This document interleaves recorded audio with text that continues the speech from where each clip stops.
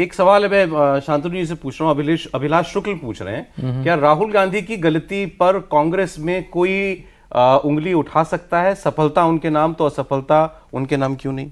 क्या सवाल वाजिब है? देखिए, कैप्टन साहब ने मोटा मोटा बोल ही दिया, लेकिन हाँ ठीक है, वो कांग्रेस के हैं, उनके मुंह पे राहुल गांधी जी का नाम डालना ठीक नहीं है, लेकिन उन्होंने बोल ही दिया कि भाई जो अभी की कांग्रेस है वो अलग है। देखिए, पिछले 1 साल से राहुल की राजनीति क्या है, राहुल गांधी की राजनीति क्या है कि कास्ट बताओ, मैं ओबीसी के साथ खड़ा हूँ, मैं दलित के साथ खड़ा हूँ, लेकिन वो सामने से झूठ दिख रहा है। मतलब ओबीसी कमेटी हो, ओबीसी का चेयरमैन, उसको मिलना मुश्किल है।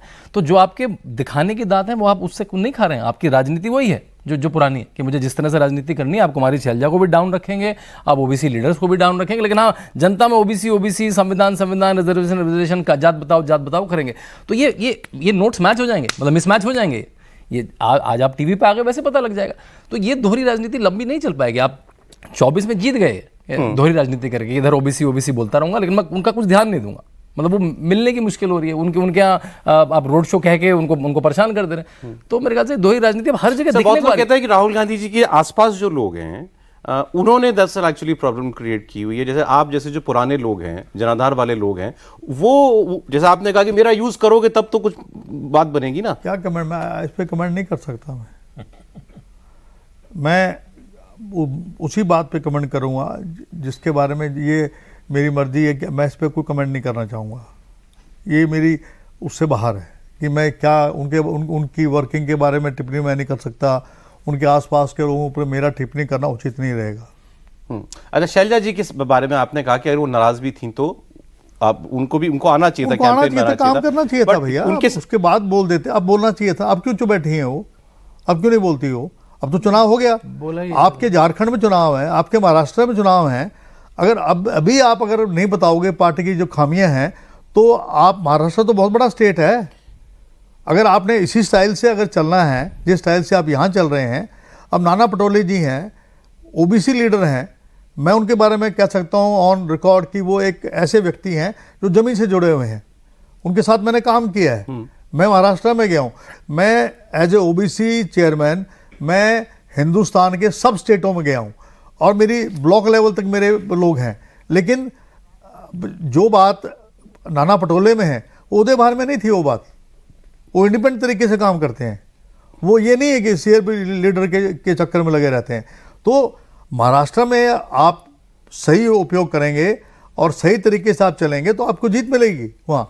अच्छे वहाँ पर हमारे जो इस टाइम जो हालात, जैसे हरियाणा से बेटर तो नहीं थे, लग रहे थे, लेकिन मुझे लग रहा है कि हम वहाँ अच्छा करेंगे इस बार। वो मैंने उनका नाम शैलजा जी के इसलिए लिया क्योंकि उनकी नाराजगी बड़ी मुखर रही, दिखती बड़ी एविडेंट, सब लोगों के टीवी पे चर्चा कर रहे थे, अखबारों में छप रहा था। नहीं, अब क्यों चुप हैं वो? अब वो तो यही कह रही है कि जो पार्टी की स्ट्रेटेजी बना रहे थे, जैसे आपने कहा, वो हुड्डा जी हों या पीसीसी चीफ हों या प्रभारी हों, वही लोग अब बताएं कि क्यों हार हुई है। क्या उनके साथ गलत हुआ था और उस वजह से दलित वोट गया पार्टी से? नहीं, नुकसान तो होता ही है जब कोई आदमी, आप जैसे किरण जी के जाने से नुकसान हुआ, इनके चुप रहने से नुकसान तो होगा ही ना। आप सोच रहे हैं कि मेरे यहाँ साफ हम क्यों हो गए? 11 की 11 सीटें हमारे यहाँ हैं, जो यादव बहुल है, उनमें से केवल 1 सीट जीते हैं, जो वो भी गुजर है, मंजू चौधरी है। बाकी 6 यादव हमारे थे, 6 के 6 हम हार गए। सारे 6 के 6 बीजेपी के हैं। वो जो हैं, उन्होंने जो है मध्य प्रदेश में यादव को बना दिया, मुख्यमंत्री बना दिया। बिल्कुल।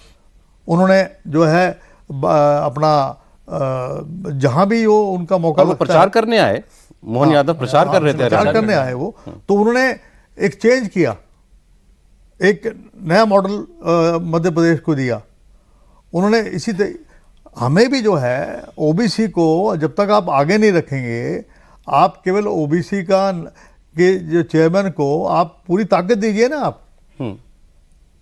अब जो है महाराष्ट्र के चुनाव है, मैं वहाँ जाऊँगा जगह जगह, तो जो जीतने वाले कैंडिडेट्स हैं उनमें से अगर मैं 10 नाम देता हूँ, उनमें अगर 3-4 लोगों को टिकट मिल जाती है तभी तो लोग मेरे से जुड़ेंगे ना। तो आपने, तो मैं पढ़ रहा था, आपने तो चुनाव से पहले ही कहा था कि भाई सर्वे में जो आए उनको टिकट दो। हाँ, वो नहीं हुआ। वो कहाँ हुआ? शारदा राठौर जो है बल्लभगढ़ से अच्छी उम्मीदवार थी, उसको टिकट नहीं काट दिया उसका। आपकी चित्रा सरवारा है, वो अम्बाला कैंट से अच्छी कैंडिडेट थी, उसको टिकट नहीं दिया। भाई आप इस तरीके से अगर टिकट काटेंगे आप, तो मैं आपको कम से कम 15 एग्जाम्पल ऐसे दे सकता हूं जिनकी टिकट कटी है और वो जीतने वाले कैंडिडेट थे। अच्छा, लोग तो कह रहे हैं कि देखिए, हाँ हाँ सर प्लीज। राहुल जी पर दोष नहीं डाल सकते, यही ये बात आप कह रहे हैं तो ठीक है। हाँ। सवाल ये है कि उनको तो पूछना पड़ेगा ना कि भाई हमने तुमको ये जिम्मेदारी दी थी, ये बताओ गड़बड़ कैसे हुआ। नहीं, वो तो कर रहे हैं। टिकट जो कटे वो क्यों कटे, किस आधार पर काटे आपने? हमको उनको कोई फीडबैक दिया होगा उन्होंने कि नहीं ये जीत सकते हैं, तो उनसे पूछा जाना चाहिए, उनको पूछना चाहिए राहुल जी को ना, ये जो फीडबैक दिया था उसका आधार क्या था, कमेटी बनाई हमको क्यों मिसलीड किया। एक कमेटी बनाई है उन्होंने, वो देखो क्या करती है।